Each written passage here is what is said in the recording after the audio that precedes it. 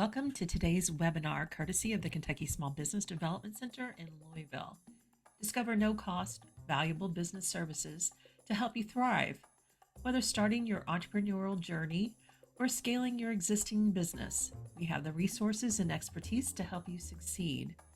For more information, please visit our website or text 502-977-5800. Thank you for joining us today. Feel free to use the chat feature to ask questions or engage with our speaker. Let's get started.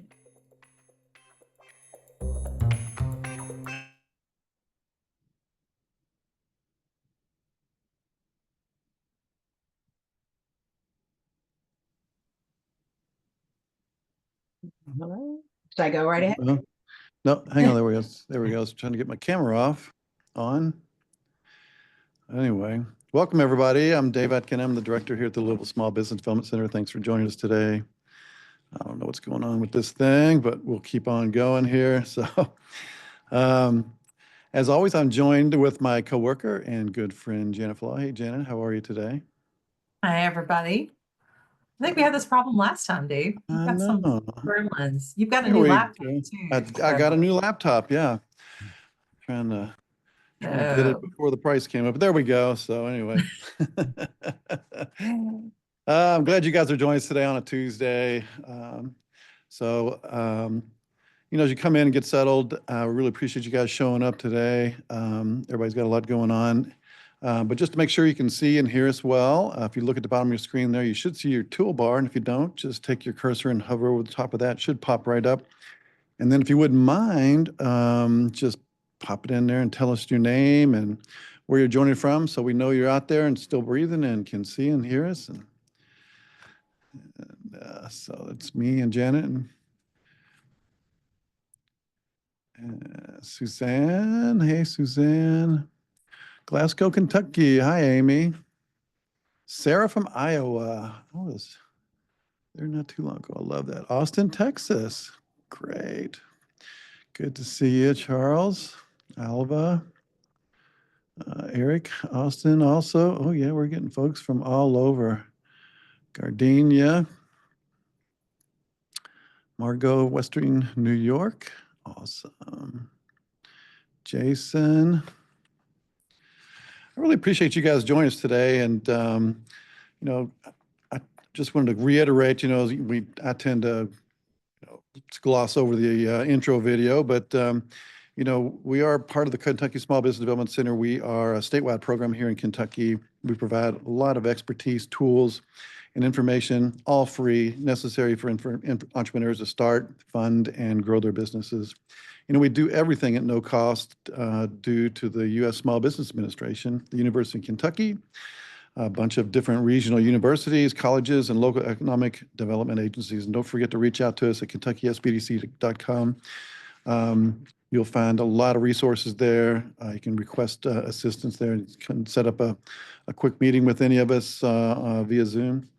So really appreciate you guys showing up today. And we, have been focused these last month or so on marketing. And one of the most important tools that are most overlooked, I would say, also is email marketing. It's, people tend to go, well, that's kind of old school, don't need that. But really, it is probably one of the most effective ways you can reach your customers, develop a relationship with them and engage with them on a regular basis and a targeted basis. So we thought we'd invite our good friend, Patty Ross, who is the owner of Golden State Marketing and an email expert. She has developed her own business and has a great relationship with all her customers, and they are all over the country. She's a testament for knowing what to do and how to do it well. So Patty, thanks for joining us today. You're welcome. So that being said, I'm just going to get out of the way because, again, April's marketing month. So let's dive in here. Marketing month is every month, but okay. My bad. Every day, every month.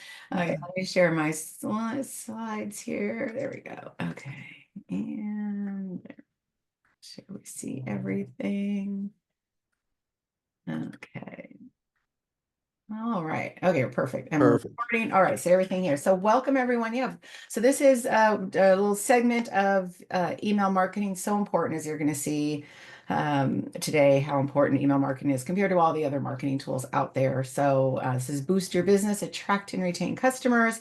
I'm doing this along with the Constant Contact as a partner with this. This is their content as well. So when we're talking about Constant Contact and all of the things that they do as far as email marketing and beyond, and let's give it a start here. So a little bit about me. I see some familiar names in the chat there. So some of you who may know me already, some who might be new to me. So I have been in the online space here for a million years. I say since the internet dinosaurs roamed the earth. This is actually year 21. I need to update my slide. Year 21 in the wine industry. So I usually have at least one or more wineries in my portfolio, but I do work with all types of industries, business to business and business to consumer, as you see here, restaurants and medical, legal, financial, little manufacturing, a little bit of everything. I do teach. This is SBDC in Kentucky. I teach for SCORE chapter. Some of you know me from there, local business source centers, chambers, etc. And I do participate in my local business community. As you see here, I'm currently the membership director for NAWBO Los Angeles, which is the National Association of Women Business Owners. I know there is a chapter in Kentucky and all over, 50 chapters nationwide. And I also do serve as a board member for my local Chamber of Commerce. So I always encourage business owners to get involved, obviously in your community in general, but in the business community. It definitely helps your business as well as the business community itself. So that is me. So today's agenda, I'm going to share some email statistics here to hopefully convince you how important email marketing is, give you a brief introduction to some of the tools that Constant Contact offers, how to grow your contact list, a couple different ideas there, how to turn those leads into sales. And then of course, we always want to follow up. And then we'll have a Q&A, and then I could do Q&A or answer your questions or comments during the presentation. So you have both a Q&A feature and a chat feature. So if you want to have specific questions, put them in the Q&A. If you just have comments, if you're networking, which you're welcome to do in the chat, do that in the chat function, and I'll answer them along the way if I can. If not, I'll save them towards the end. So let's get started here. So this slide, I call it my drop the mic slide. I just say I can just give you this and walk away, but I'll go ahead and continue anyways. But this is how important email marketing is, right? It does have the best ROI, return on investment, of any marketing tool out there. So for every $1 spent on email marketing, there's an average of a $40 return on investment. Now, this has been this way for years. It's 36 to 44. It varies every year. But as long as I've been doing email marketing, it's been the best ROI compared. You can see social media at the end there, whether it's organic or advertising, it's about half. Now, does everybody get a $40 return on investment? No, it's an average. But if you're not doing email marketing at all, you're getting zero. Even if you got a $10, $20, it's still better than zero, right? It's still better than social media in some cases. You can see banner ads at 2, text marketing is very popular. So only about 11, so a quarter of what you're getting out of email marketing in general. So we're not saying don't do anything else and just only do email marketing, but make sure that you're doing email marketing.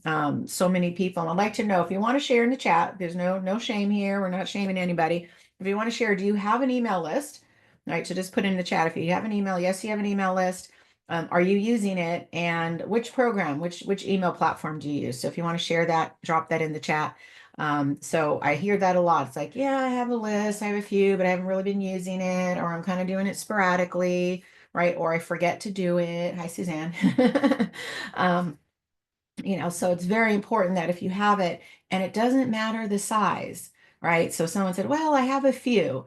If a few people signed up, mail the few. They expect to hear from you, right? So definitely very important to always be collecting, as I say, a list. So very important ROI. So let's now that I dropped the mic, we'll continue on.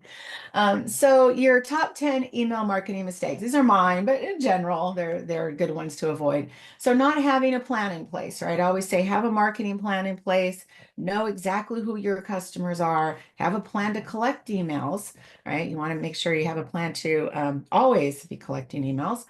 And then assuming your customers don't want email. So know what they say about assuming, right?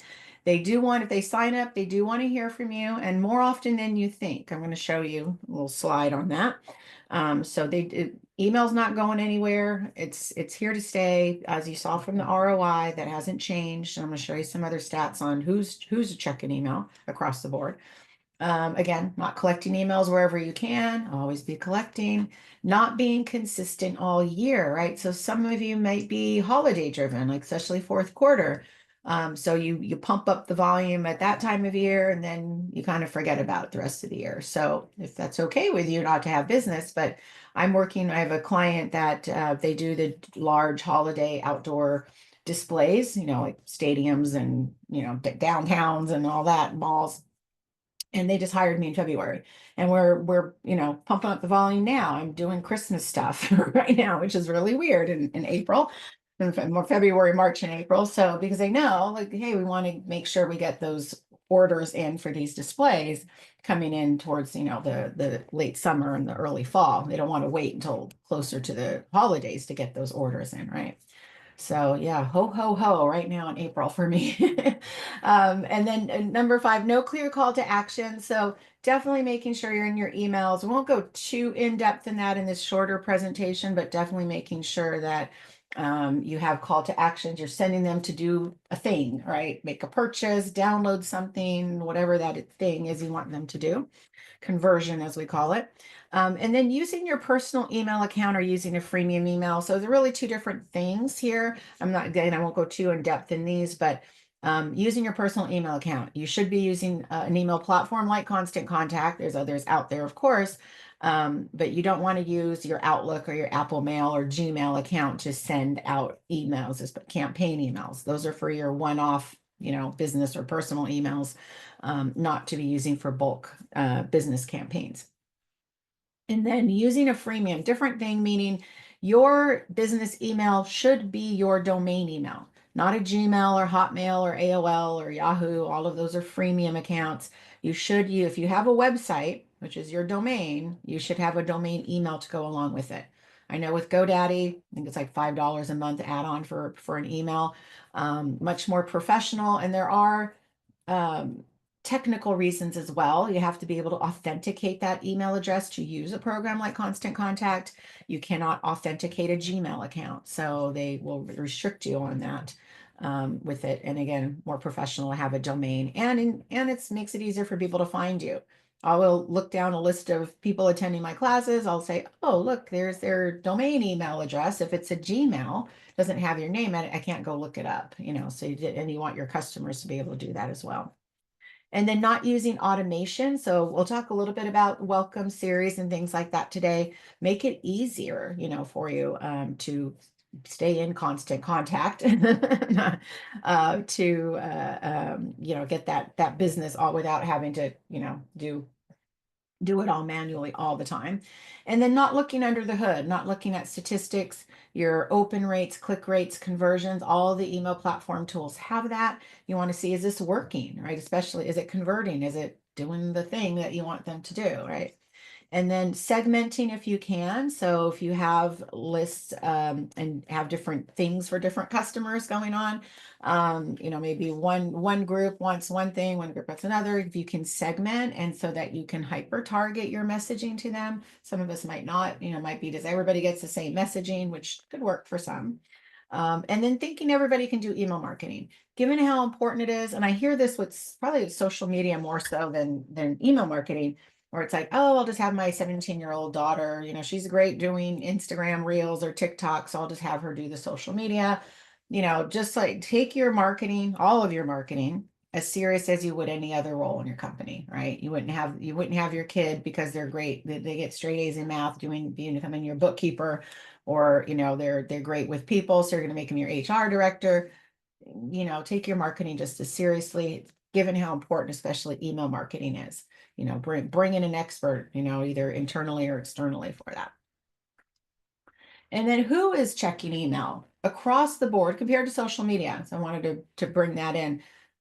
Across the board, all age groups are checking emails. You can see on the social media on the top left, Majority swings below 40 years of age, right? If your market is 40 and above, it's going to be a lot lower on the social media side. Not saying we're not there, but compared to the lower group. So if you're in the 40 and below group for your demographic, for your customers, great, but across the board, all age groups are checking email almost equally. It only drops off a little bit with the older group. So if you wanted to reach my 80-year-old dad, he's still checking his email, but he hasn't been on social media for a long time. So, so if you do service the senior market, emails are going to be more effective than social media would be. Not saying don't do social media. I want to do both, but it's going to be more effective. And then this is one of the first things we do is we check our email first thing in the morning, but compared to everything else, we don't check social media or do news or search company intranet if you have one, as much as we do email. So we are looking at it. And sorry, it's kind of sideways, but this is how often customers want to hear from you. Their favorite brands, which I say is you, if they signed up for your emails, right? So you can see here, at least monthly is the top one. The second one, at least weekly, about 61%. And you can see the rest of them across the board, never want to hear from you. They signed up for your list. You can assume they want to hear from you. That's safe. Annually, quarterly. So, they do want to hear more often than you think they want to hear from you because it's such an important tool. And you have to be repetitive. It's not just, let me just send one and it's good. I don't want to disturb them. I hear this all the time, right? I don't want to annoy my customers with too many emails. So I'll just shoot one out there quietly. I'm gonna get that quarterly newsletter out and I won't bug them again for another quarter. Right. So not a good strategy when it comes to email, especially that ROI. They might have missed that one quarterly newsletter you set out. You might have new things coming up within the quarter after you send that email out. So you do want to definitely do more volume than that once in a while newsletter that you remember to send out. Right. So let's see, we have a couple, let's see, regularly email, constant contact, deliver different lists, about 2,000. I have access to MailChimp, but not using it yet. I don't have it. Okay, so no list. Yes, I'm just reading everybody's comments. Yes, MailerLite, do not have a list. Very small list. That's okay. You have a list. Very good. Perfect. Okay, thanks everybody for sharing that. So how can we help you grow? All right. So again, this presentation is featuring Constant Contact. There are other email platforms out there, of course, but Constant Contact, in addition to email, has a lot of tools to help your business grow. So in addition to the email, social media, there's landing pages, a lot of tools in there. Now, Constant Contact has been around since 1995. I was one of the early users of Constant Contact. I've used them all. I'm just saying all of them. I've used quite a few of them, not all. There's a ton of them now. MailChimp, Constant Contact, going back, Vertical Response, Active Campaign, SendGrid, Klaviyo, a bunch of them I use. And I kind of consider them kind of apples to apples. They're all very similar. Some have more tools than others. So you can see here 28 years of experience here on here. Definitely high deliverability rates. Most email programs do have a 90% and above as far as deliverability rates compared to social media. I do have a slide in one of my other presentations on that compared to say Facebook, you have average of about 2% organic reach, right? So if you had 1,000, let's just say you have 1,000 subscribers on your email list and you have 1,000 followers on your Facebook page, only about 2% of your Facebook fans, likers, followers are going to see your organic post on a daily basis, where over 90+% here, they have a 97% deliverability Constant Contact it's going to drop in their inbox. That missing part is bounces, could be the auto reply, just some technical reason, but generally most of the emails are going to end up in their inboxes. Now, whether they read them or not is, that's up to them, but it's going to end up in those inboxes and sit there until they delete it or read it, right? So very important in comparison to social media, right? Let's see. What do you know of a source or website to find out what people's email is? Talk about that in a minute. There are obviously ways to collect emails. Best practices, spam can rules are you get people to opt in. Yes, there are companies that you can purchase emails from, you do have to be very careful with purchasing lists for a couple of reasons, or scraping lists or anything like that from other sources, because they haven't opted into your list. I know for sure with Constant Contact, or really any of the programs out there, two things with a purchase list is to answer Amy's question here. One thing is, never trust those lists are clean. Even if they say, if you go to a company and purchase a list, don't trust they're clean. I mean, they're probably old, not as fresh as they say they are. I have not seen, a couple of people I know purchase lists they're not clean. So I would always run it through a list cleaner, a separate list cleaner. There's like zerobounce.net. You would not want to drop that freshly purchased list. I'm going to say it's fresh list, a freshly purchased list, dump it in a program like Constant Contact and let them be your list cleaner. They will not like you. If you get over a 10% bounce rate, which could happen with a purchase list, they're going to question, like, where did this list come from? How long ago did you use it with that high of a bounce rate? It could knock you off of their program, because it affects their reputation, right? So you'd want to clean that somewhere else. Zerobounce.net, it's pennies on the dollar to have it clean. The other big issue with purchasing a list is, because they didn't opt in, if they decide to unsubscribe and they choose, I never signed up for this, and you have over 10% of that saying I never signed up, Constant Contact's going to give you a call.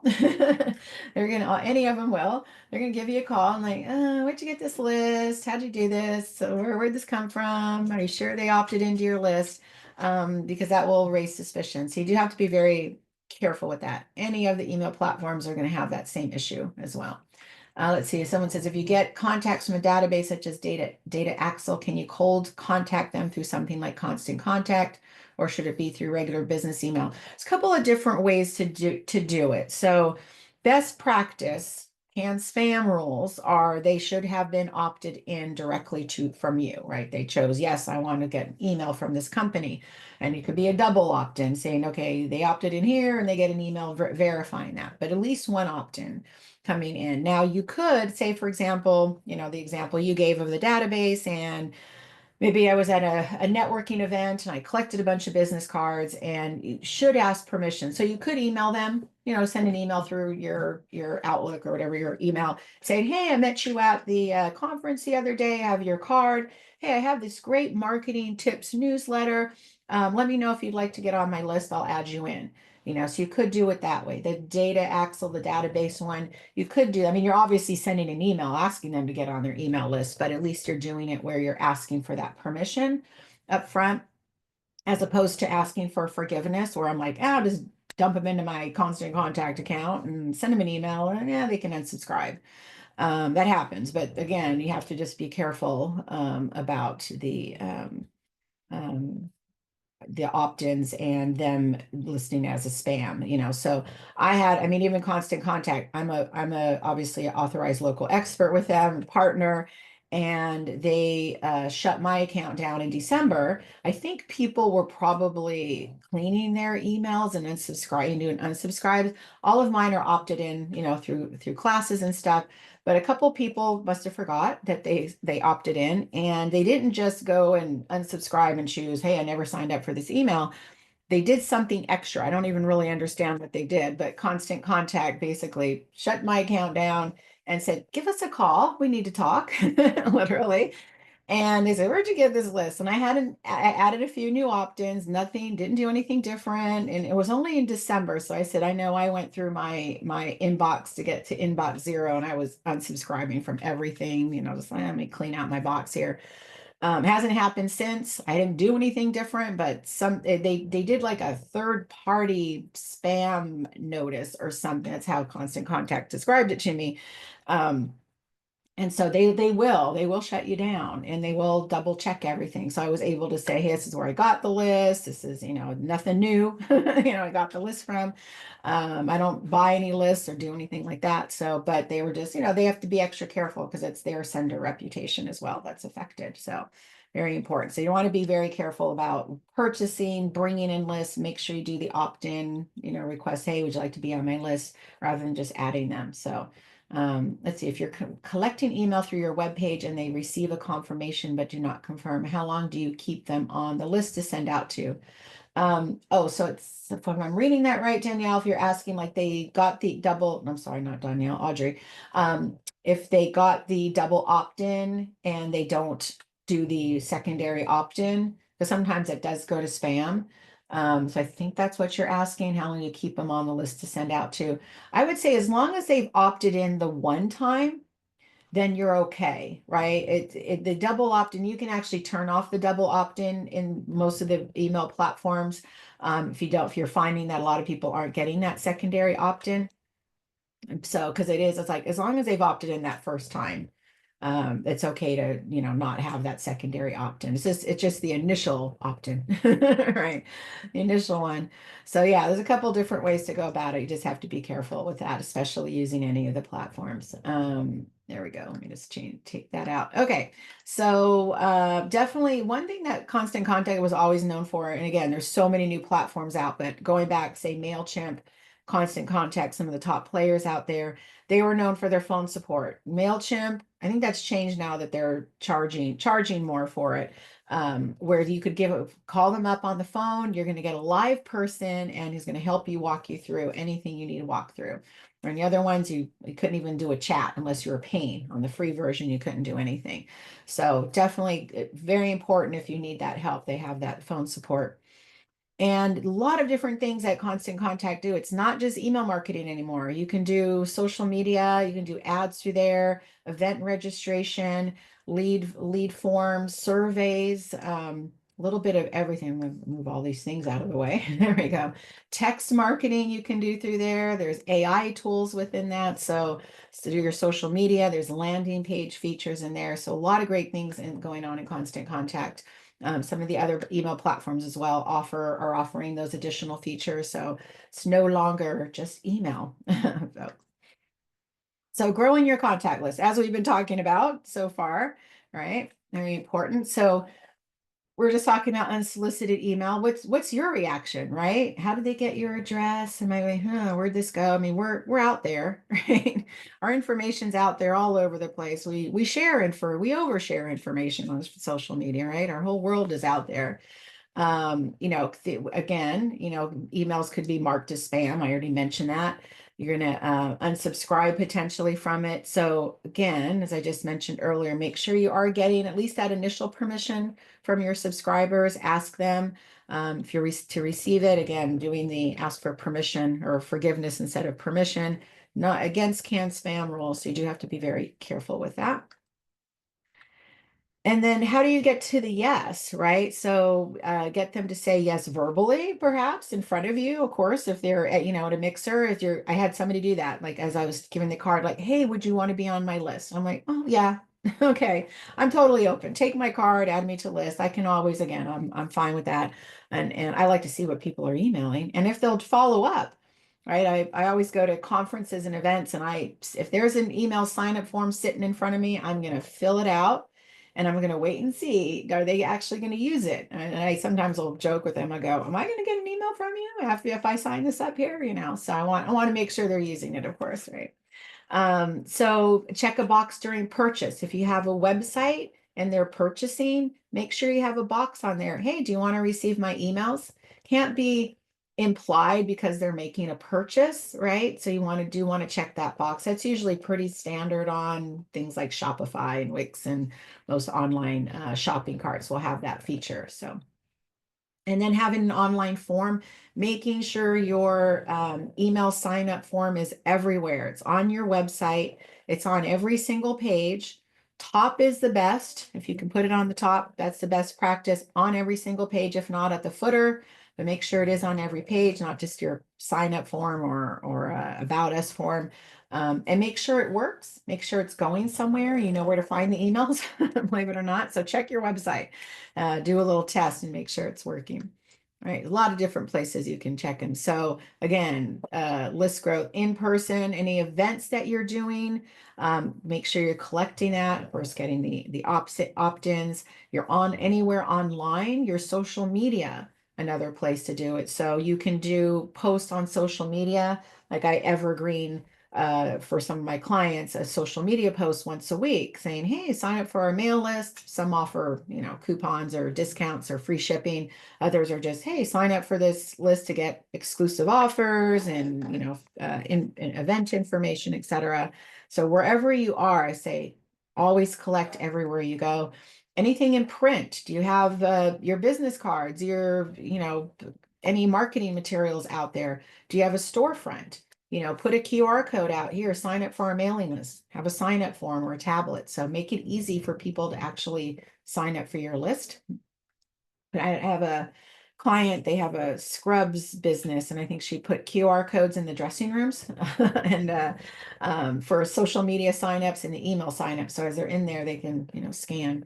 My doctor, one of my doctors, as I'm sitting there in the waiting room waiting for her to come and help me out, she has a QR code just across from the exam table. So as you're sitting there, it's just a heart-shaped QR code, and you can sign up for her Instagram account she uses it for. So in person, it says just ask. When you're making the purchase, while you're helping the customer at events, it's already mentioned, there is a list builder feature within Constant Contact as well. And then collect signups, as in multiple channels online, your website, your social media, as I mentioned, in your email signature. I use, if you're not familiar with it, I use one of the online business card, digital cards called Hi Hello. And I think it's hihello.me is the app. If you go online, you can sign up on your desktop and then you download the app. And you can add in all of here, sign up for my emails, follow me on social media, whatever you want to have, go to my website. And then you can create a little signature box. If you get an email from me, you see it on the bottom of my emails, and you can have it click through to your social media or sign up for your landing page or wherever you want it to go. So. And then, of course, during the online purchase, as I mentioned, running an online lead ad, doing lead magnets. So again, through Constant Contact, they do have landing pages that you can set up to work with lead magnets to collect those emails. There we go. It's not as easy as just let's purchase a list. You do want to nurture everywhere you possibly can to get a list. So another example, just from not on this directly, if you are B2B, business should be using LinkedIn. That's B2B network, and they have a newsletter feature, which is not the newsletter you would do here on email. It's a blog, and you can on that blog, like I have a client that she has an email list, and I do the same thing. I drive people to my LinkedIn newsletter, even though they could get it via email. I want to nurture them over in LinkedIn. So I will say, hey, go sign up for my LinkedIn newsletter. On the other side, on the LinkedIn newsletter side, she does on hers, she has a lead magnet at the bottom of the newsletter saying, hey, get my email on 52 tips on how to do blah, blah, blah. I forgot what it is exactly. It's just company culture stuff. And they have to, opt in and give their email address to get the lead magnet. So now she's taking her LinkedIn people and then bringing them over into email. So we're going kind of both ways. So some other ways to do that. And then definitely, as we already talked, signage at your location, on your business cards. On my card, I don't have it here to show you. On the card, I have my Hi Hello QR code on the back of it. So then it just goes to my Hi Hello and has everything there. Kind of like the link in bio thing you see on Instagram. So again, flyers, brochures, again, use that QR code to go to the landing page to sign up for things. Make it easy. Give them all the different landing points that you possibly can to sign up for everything, right? And then understand why they subscribe, right? Why would you subscribe, right? We're generally, I'm definitely motivated for some promotions and discounts. We all want to save some money, right? Maybe there's some exclusive content that you get. So just thinking about when you're sending out your emails, what are they looking for? Or when you're getting them to subscribe, what are you offering them to sign up, right? And then maybe just to support you. So thinking about that, again, people are very motivated by money, number one. Okay, we like those free shipping offers or 10% off, and sure, I'll give you my email and my text number to get that discount. So thinking about that when you're setting up the opt-ins for that, right? And then removing the risk, right? How often are you going to email me? Let them know, like we mail out weekly or monthly or whatever that's going to be. And then, are you going to share my information? Be very transparent. You should say if you are. Most of us don't. I don't share mine, list, rent, sell, share, give away. I might bring in offers from other people, not offers, but information from colleagues that do similar marketing things, but I won't ever share the list with them at all. And then can you opt out? If you're using something like Constant Contact, MailChimp, MailerLite, a lot of you have different mails, they all have an unsubscribe feature, safe unsubscribe. So as soon as you hit that unsubscribe, you're off the list, right? You're not going to get any more emails. I just had that come up in my another email marketing class last week. Someone said, yeah, some people you sign up, you do the opt out and you're still getting the emails. So I tend to think those are maybe homegrown email programs out there. Because like I said, if Constant Contact, you hit that safe unsubscribe, you are off. It won't be, well, we'll think about taking you off. I have no control. If you unsubscribe from Constant Contact from my list, I can't keep sending you emails. You are safely unsubscribed. So you want to make sure, and that's why you don't send promotional emails out through your Outlook or Apple Mail or Gmail, because there's no opt-out feature. Right. So that is definitely a CAN spam rule as well. They have to be able to easily opt out. Right. One click. And again, we talked about offering a discount or promotion might not work for everybody. I don't have a discount or promotion that I offer with the pop-up, but it's like, hey, exclusive information that you're going to get, event information, etc., whatever that works for you. And then again, showing support. So here, sign up for a free adoption guide. These are called mail gates, right? The pop-ups. And I would recommend doing both the pop-ups and the embedded form, right? So again, you have, this is the pop-up. They're going to see that. They might close out of it right away, but they still have the option on the embedded form to sign up. I did this test with a customer, it was a winery client years ago, and they had the embedded form and they would get regular signups and they had MailChimp. And we added the mail gate, the mail pop-up, and I looked a couple months, waited to see how it goes. They definitely expanded how many they received, but was interesting because MailChimp and also Constant Contact, they tell you how did they get added to your list? Did they click on the embedded form, the pop-up? Did you manually add them? And so interestingly enough, the numbers doubled, but it was about half. Half use it, you have to use the pop-up and half use the embedded form. So I thought that was an interesting. I would have bet more on the embedded form or the pop-up. So that was interesting. So add that. Any of the programs usually have both, you can, multiple ways that you can create a form for them to sign up. There we go. And then of course, turning leads into sales, very important. We have all these leads. We want them to actually do the thing, right? So did you know we have only 100 milliseconds to form an impression, right? So it's going to be about what's going to capture their attention, right? Why are these so valuable, right? They've met you, they know you, you may have already worked with them. They may be first yes of a relationship, right? They gave us permission to reach out to us, right? So things to keep in mind when doing email marketing. All right. Make your from information recognizable, right? So you have your from, your name, the business name, your name. This is an important point here, right? So how do they know you, right? Do they know you by a business name? Do they know you by your name or both, right? So I have a client of mine, she's a nutrition coach, and she has a business name. And tells a bit of story. She had a friend sign up for her email list. She sent out an email and he quickly unsubscribed. And of course, she's like, calls him and, why did you unsubscribe from my list so quick? He's like, oh, I didn't know it was you. She was using her name. I'm sorry, her business name. And he didn't know her business name. He knew her name. Now, if he would have just opened up the email, I guess he didn't look in like the preview pane, he would have seen her bright, shiny face right on the top of the email and knew it was her. So we now, for her, and I do the same thing, we put her name at her business name. So I put Patty Ross at Golden State Marketing from. So I put both. Most people probably do know me from my business name, but just in case, they maybe just recognize my name. So whichever one works for you, if they do know your business name, like Jack's Barbecue, Backyard Barbecue, and then you have your that's the from line, and then you have your subject line. Very important. I'll show you some examples of some subject lines, right? Very important on that. And then you have your, it says optimize your subject line with 4 to 7 words or up to 40 characters.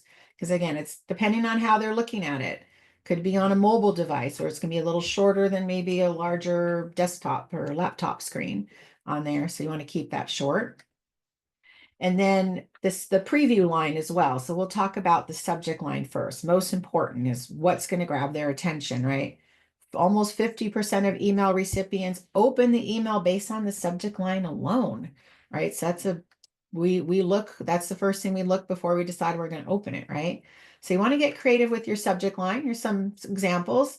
Use you or your, schedule your consultation today, right? Get them to like make the action based on their behaviors. Create a sense of urgency, right? Last chance, register by Friday. I'll show you some more examples of each one of these. Make them laugh, read between the wines.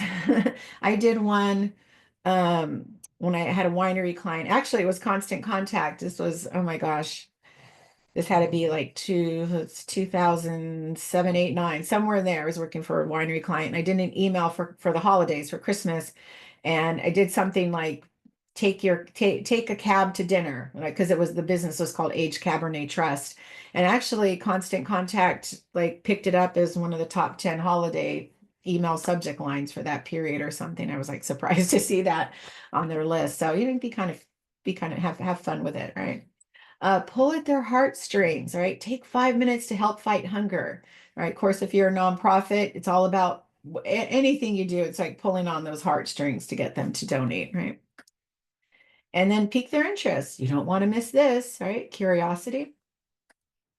And then ask a question, right? Are your investments working for your business, right? Whatever that question is. We love lists, right? So use numbers, 5 tips for perfectly grilled ribs.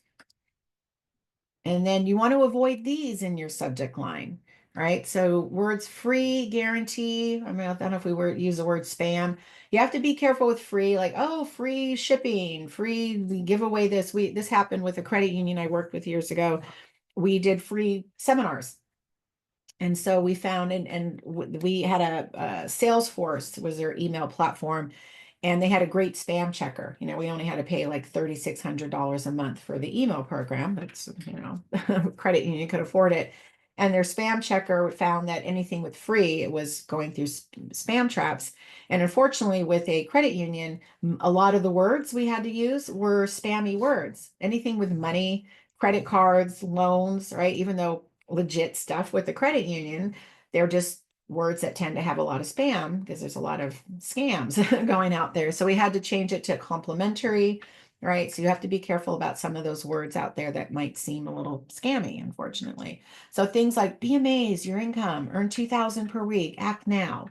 Not good ones. Don't type in all caps, use excessive punctuation or symbols. Now, I admit I do some of my subject line, I do put in caps. I haven't found that has affected any. I've tried it both ways. I haven't found it that it has affected deliverability rates or going into spam at all, where it's some like marketing webinars today, and then I have the rest in upper and lower case.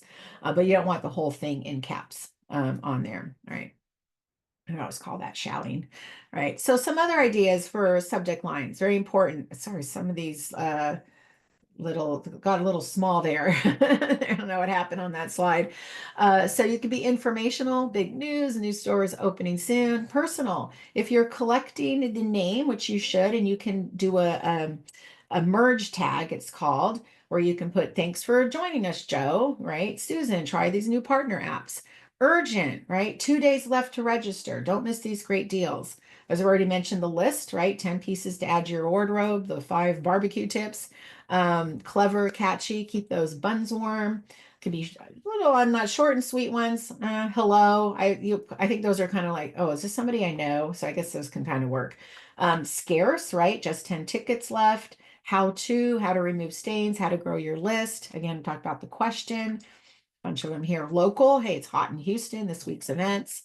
Trendy topics, you can do command, subscribe, join us, stop wasting your money, right? Offer, win a trip, 30-day free. Now the 30-day free trial, again, the free word might be, you can test that and see if it makes a difference. Let's see, the controversial, why your sales team sucks, right? Sneak peek, exclusive look, the iPhone 7. That's going way back. I have a neighbor that just changed his iPhone 6 to the iPhone 16. That was quite an upgrade that he got. Like, got a new phone before the prices go up. FOMO, fear of missing out. Sorry, these got a little tiny. I'm not sure what happened here, but you'll get the slides to read these. So FOMO, right? You're missing out on points. You'll have one day to watch this. Curiosity, right? What they eat in prison. Don't open this email. Funny, of course, we talked about that. We like being used. Licking your phone never tasted so good. I don't know what that one's about. Vanity, don't wear last year's styles. Gift inspiration for the discerning cyclist. Greed, right? Get a head start on summer. 2 for 2, 25% off. Sloth, right? How to email a busy person. Steal these templates, right? So a lot of different ideas here. Pain points, right? Feed your guests without breaking the bank. Where do all these toys go? Right? Retargeting. Some of that is, obviously, we call it abandoned cart, things like that would be retargeting. Personal, again, Mary, check out these hand-picked looks. We love seeing our name and hearing our name. So if you have the name, it's better than, hey, check out these hand-picked looks, if it has my name on it. And somebody anonymous asked, what is an embedded form? So that's the form that you have like your sign-up list on your website. It's embedded, meaning it's static on the page. It's always there. Where a pop-up, right, is not static. It's not embedded. It just pops up and you can X out and it's gone. That's the difference between an embedded or a pop-up. That's a good question. And the best time, we'll talk about the best times to schedule. I don't have it on these slides, but I'll mention that in a minute. So those are subject lines, right? And then we have the preview line, right? Or pre-header line, it's called. So that goes under the subject line. So the pre-header text, again, short, 5 to 8 words, up to 90 characters, but you can see it's going to get cut off there a little bit. So make sure you have the best part of it at the beginning of it as well. And there we go. So the from line plus the subject and the pre-header could definitely increase your opens, right? So here's an example. You're from motivational speakers. Don't miss October speaker. RSVP today. Space is limited. So that's going to be the first thing they see if they're especially on a mobile device, right? So scarcity, whether that's false scarcity or real scarcity, right? Urgency on there. Do it today. Space is limited. Don't want to miss out. It's another one, everything office supplies, the from, save up to 30% on school supplies, coupon expires Saturday, applies to in-store and online. So again, urgency, doesn't really, scarcity a little bit, and you get a good deal as well. So definitely important to have the good subject lines and pre-header lines. And you can, one of the top things that you would do, what's called A/B testing or split testing, is a subject line, right? So try different versions of it to see. Try it with all cap or not all caps, partial caps or emojis as well. Emojis show that they get a higher open rate than without emojis. So try one with and one without and see if that makes a difference. Same subject line with emojis or without emojis. Right. And definitely encourage them to take action, but not by not going backwards. Sorry. I don't know what happened there. So very clean, clear design. As you can see here on the right, this is pretty much how I design an email as well. You want to have a good, strong logo at the top, clickable, what we call a hero image or supporting image. It could be a video as well. Very clear, very single line, right? Headline, what are you offering? Make it easy. Right? We all have short attention span theater going on and a lot going on, and we just want to read it quick. I don't want to have to read through a whole email to figure out what is this about, right? So you want to be very clear with your headline. The body, how will it help the reader? Short and sweet as possible, not too wordy. Get your point across, right? And if they have to read it later, great, but get the juice at the top, right? I have a journalism background, and which my English teachers hated because my essays were always upside down. I wrote in the model of everything, all this stuff at the top, right? We didn't build like you do essays, build to the juice at the bottom, right? The final part, I'm like, get it out. What, where, when, why, how, and who, and all of that. Get it all out at the top, and everything else can come below it. So write it as if you're doing the newspaper, right? Everything at the top. All right. Button, where do you want them to do next? Make it very clear. Buttons work better than text links, right? So if you put the schedule my consultation, buy now, shop now, make it very obvious. Should be closer to what we call above the fold, closer to the top of the email than only way at the bottom, or put it in both places. Keep it very clean. I do single line. There are templates out there where you can have double columns and stuff. And of course, with today's mobile responsive platforms, they will wrap, but not always neatly on all platforms. So I just keep it the very simple single line templates. Even if it makes a little bit longer, that's totally fine. You want it to keep it clean and simple, right? Oops, now it's not working. There we go. Okay, I'm just showing the line and sending the right message to the right people, right? So targeted emails generate 50% of all revenue. So again, if the message doesn't apply to you, you're going to tune out, right? We want to make sure we're getting the right message. And I already mentioned segment your list into smaller groups of contacts. And it may be as you're growing your list, right? You're like, I'm just going to mail everybody. But if you can segment into a special interest or a particular product type. So say, for example, the wine industry, right? We have red, we have white, we have rosé, but typically reds and whites. If you find that your customers are only buying reds, then don't keep sending them the emails with white wines or mixed cases that they can't split or substitute, right? So start learning about your list, and if you can segment them in any way so you can target them or hyper target them, that's the most important, right? And then again, as I mentioned, segment based on information. Does it matter for your list? Of course. Is there different age groups? Maybe you have a product or service that is for seniors and for younger people. Could be totally different messaging, right? Maybe their income level. So whatever the demographics that matter for you, that is going to be different for all of us. For what I do in marketing, I'm not concerned about the age. I want business owners. It doesn't matter if you're married or how much money you make. Well, hopefully you can afford me, right? Or what age you are. Geographically, same for me. I work for everybody anywhere. So, but for you, especially if you're a local business, where are they located? Or you have different offers in different parts of the country, so with that works for you as well. What are their behaviors, their purchase history? What are they clicking on?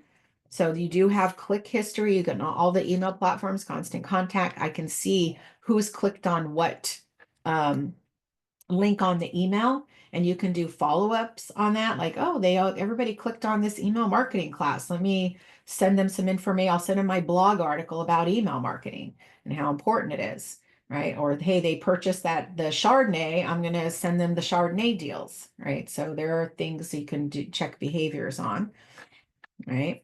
And someone was asking about the sending frequency, right? Consider your audience, of course. Think about what their goals are and set those expectations I mentioned earlier. So it says send at least once a month. Right now, I'm all for sending more often than once a month. And really go off of human behaviors, right? That one quarterly email or the monthly newsletter you send out, that person might have missed it, especially if you have events or things like sales and things like that are coming up. I'll use this example. We're all different humans, right? As far as our behavior. So I always use this Christmas shoppers out there. There are different types of Christmas shoppers. We have the Christmas shoppers in July, right? God bless those people who are those early birds. Everything they do is early. They want to get it done. Don't have to think about it after July. Then you have those that are in the middle, right? Okay, we're going to wait till Black Friday, after Thanksgiving. We still have a month. So those Pelotons in the middle. And then there are some of us who are like, oh, it's December 24th. I still have plenty of time to do my Christmas shopping, right? So we have the last minute people. None are wrong, right? We're all different and it's all good, but we probably tend to follow those behaviors for everything. So there might be somebody who signs up for your event 2 months ahead, somebody who signs up like a few weeks ahead, and somebody's like, oh, it's happening today at 10 a.m. Now, did they get those emails that you sent out 2 months ago, 2 weeks ago, a week ago, a day ago, like I do with my emails and my classes? And I had a gentleman say, can you send emails more than the day of the class so I have time to plan? And I'm like, I did whiplash. Well, did he not get the other 10 emails I sent out days ago, weeks ago, months ago for this class? Like so he must have been a Christmas shopper or a December 24th person. He only saw that one email that hit him finally, like today only, today at 10 a.m. is a class. All right. So he needs that scarcity thing, or urgency thing, right? So think about those human behaviors as far as I think that was asked, best time of day to schedule. Generally, first days of the week, Monday, Tuesday, Wednesday, generally 9 a.m. to 2 p.m. are the sweet spots. Those are based on the algorithms from all the different mail platforms that they find people most open those emails. Now you can test that and try different times of the day or different days of the week. Generally towards the weekend, a little less. Weekends, very low open rates because people are busy doing other things. And again, depends on your audience, right? So if you have more consumers that might be busy during the weekend, I email to people like you attending the class, entrepreneurs. And I know a lot of us work on the weekends. I do see people when I send emails on the weekends, they do respond, or late in the evening too. So you have to consider the audience as well, as it says here. Right. And then Constant Contact has this feature. I think MailChimp has it. Some others might. You can resend in an email to the non-opener. So as you're sending the first version, you can check a box that says, hey, send the email out a couple days later, whatever that is, to anybody who didn't open the first time. So you do have a chance to hit those people again without having to resend it again to everybody. So it could be they missed that first one. So that's an important feature to have. And then doing a follow-up as well, of course, right? There's never enough hours in the day, right? So power of marketing automation. So we'll talk about this briefly, right? So automation increases sales productivity by almost 15%, reduces overhead by 12%, right? Welcome emails generate 160% higher open rates and 616 higher click-through rates, right? So automated abandoned cart emails. So if you have a shopping cart, average an open rate of almost 30%, right? Because they already shown interest. It's a warm lead, almost to hot, because if I added something in my cart, you don't know why I abandoned it. And generally it's like, oh, maybe I didn't like the shipping charge. I didn't have my credit card handy. I got distracted. So they do work. They do get those rates. Welcome series, right? Let them get to know your business. So as they sign up, send them out an email right away. Let them acknowledge the fact that they signed up and they're going to start hearing from you, right? Keep them highly engaged. Different types of automations you can do. Definitely a welcome message would be first. If you're collecting birthdays or anniversaries, people love birthday messages, right? I used to do those for the credit union and people would respond back. It was a whole automated system we did on a daily basis, went to our credit union members and they would write back, thank you. So they love getting that. I like getting birthday messages. Get a free ice cream cone from Baskin Robbins, right? Create other series with email and text messages based on your goals. So again, you can do, sorry, my chat message keeps expanding up there. There we go. Whether it's email or chat, you can do automations there. So to set up an automation, right, it's generally there's a trigger, right? So the trigger could be they subscribe to your list, right? And that's the first trigger. A contact was added in some way. You added to a specific segment. They have an anniversary or a birthday, right? So that would be a trigger to send out an email. They clicked a link in an email. So as soon as like, hey, if they clicked on the webinar for email marketing, I'm going to now send them my blog article on email marketing, right? That would be a trigger. Maybe low engagement. So on Constant Contact, they actually they have the list segmented, not say list, but they have your entire list and they'll show you the most highly engaged, the somewhat engaged and least engaged. So I can actually send an email out to my least engaged. Maybe there's something I can do to prompt them. Could just be, they just don't open emails or click on anything. And, I eventually wind up removing all my least engaged after trying to engage them on something. But you can do that. There might be a way to get them, lift them to purchase or do whatever you want them to do, convert to. Of course, abandoned carts, There's also browse, abandon. They placed an order that could trigger a whole series, right? Other than, hey, thank you for your order. Here's your tracking number. Maybe there's some other things that you can do to prompt some additional purchases, right? And then, of course, once the order is fulfilled, you're, of course, going to be sending out the automated shipping confirmations, order confirmations, all that. They do integrate with WooCommerce, which is WordPress, Shopify, of course, a little popular ones out there. The delays allow you to set the amount of time. So when you're setting an automation, basic, and we're just at the top of the hour, so let Janet and David know just a few more minutes. As we make it a few minutes over here. So when you're doing your automation, you're going to delay from the trigger, and then you're going to do the thing, right? Send out the email message. And how you set that up, it could be different. You might have a longer, like maybe an hour later, a day later, but you can do different types of triggers, right? So giving you the basics on email marketing. Oops, I'm gonna go back here. Next steps, right? So evaluating what you're doing now or not doing now for your email marketing, what you can improve upon, what resources and capacity you have to start sending those emails and gathering a list up. What opportunities are there for growth with your email marketing strategy?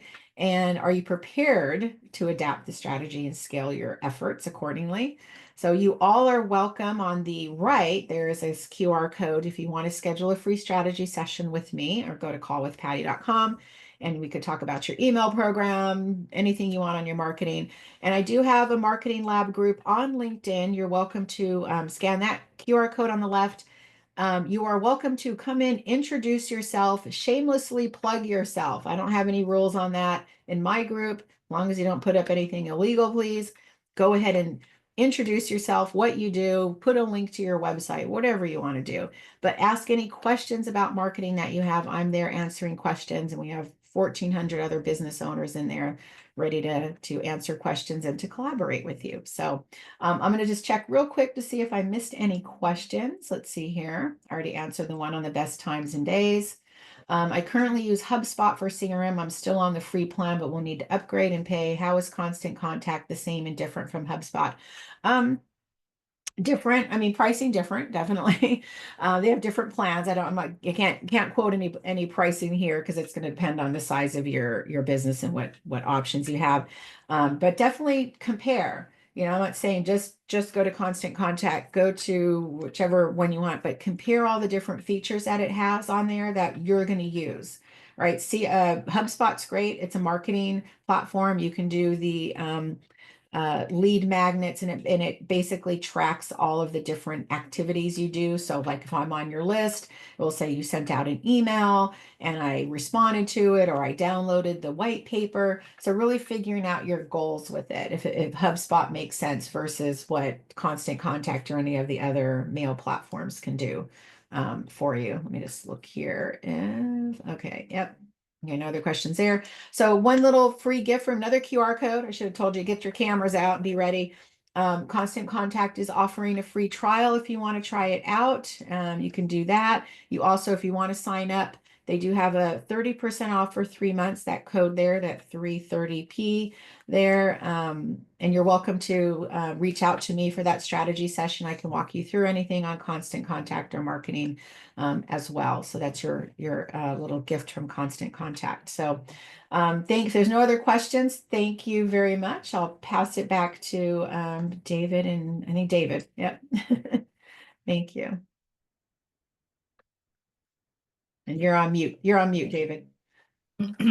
There you go. Oh, I there hate we when go. I do that. Yeah. I know. Yeah. Thank you, We're Patty. That was still doing it. that was a ton. I took a ton of notes, so this was really good stuff, and so, just as a little suggestion here, this, doing marketing, email marketing, and work through the platforms, it's a specific skill. So sometimes you can save a little bit of time by tapping into an expert like Patty. So please reach out to her. She's a great resource. So, Janet, thanks for running the show for us again.